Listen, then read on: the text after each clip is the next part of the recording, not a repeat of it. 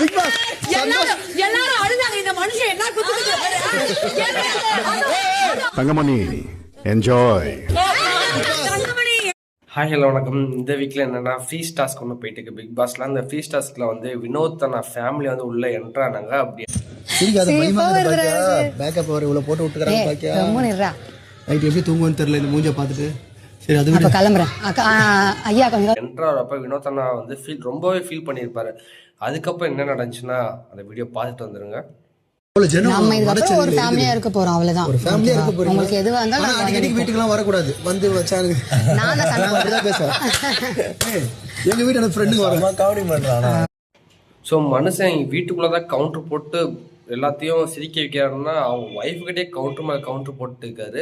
So அவங்க family அப்படி ஃபன்னாக தான் இருப்பாங்க போல. வினோத் அண்ணா ஒய்ஃபும் சேர்ந்து கூட கவுண்டர் போட்டுட்டு இருந்தாங்க. நம்ம டைம் பாஸ் ஆகல வீட்டில்.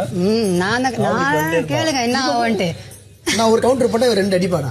நீங்க கவுண்டர் போடுவீங்களா? ஆமா, அதான் நடந்துட்டு இருக்கோம். ரெண்டு பேர் சோஃபால உட்காந்து நிறைய டிஸ்கஸ் பண்ணிட்டு இருப்பாங்க, நிறைய கவுண்டர் போட்டு விளையாண்டுட்டு இருப்பாங்க. ஸோ அந்த வீடியோவும் பாருங்க, எப்படி இருக்குன்னு சொல்லுங்க. பார்வதி தமுதுன்னு ஏதோ பேசிட்டே இருப்பாங்க. அவங்க வீட்டுல பேசுறாங்களா எல்லாம் வெளியே வந்து பாத்துக்கலாம். அப்படியா? ஏதாவது வெளியே வந்து பேசுறாங்க. வினோத் அண்ணா ஃபேமிலி உள்ள வந்துட்டு போனதுக்கப்புறம் வினோத் அண்ணாவோட கேம் பிளே எப்படி இருக்குன்னு சொல்லி நீங்க ஏதாவது திங்க் பண்ணிருந்தீங்கன்னா மறக்காம கமெண்ட்ல சொல்லிட்டு போங்க. ஸோ இந்த வீக்ல யாரோட ஃபேமிலி உள்ள வந்தா ஃபயரா இருக்குன்னு சொல்லி உங்களுக்கு தெரிஞ்சிருந்தா மறக்காம கமெண்ட்ல சொல்லிட்டு போங்க. Welcome baby. அப்படியே ஊட்டி விடுங்க, நாங்க பாக்கட்டும்.